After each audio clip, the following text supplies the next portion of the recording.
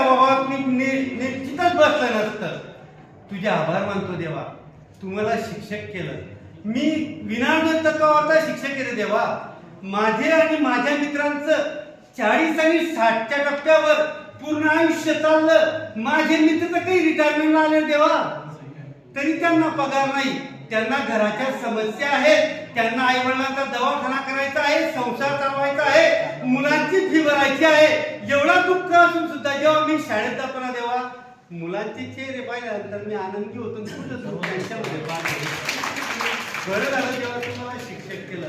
असंख्य व्यथा वेदना आहेत देवा, या व्यथा वेदना मांडून मी तुला दुःखी करत नाही. देवा मला एवढे काम आहे की मी बीएलओच्या कामापासून तर इलेक्शन ड्युटीच्या कामापर्यंत काम करतो. मी बीएलओच्या कामापासून तर जनतेचे काम करतो.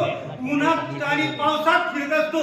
पण जेव्हा विद्यार्थ्याच्या घरी जातो आणि विद्यार्थी म्हणतो सर हे पाणी घ्या, माझे सगळे दुःख सगळ्या व्यथा दूर होतात रे आणि मी आनंदी होतो.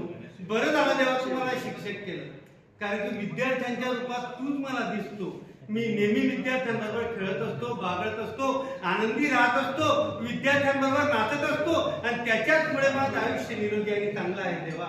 बरं झालं देवा तुम्हाला शिक्षक केलं. बरं झालं देवा तुम्हाला शिक्षक केलं.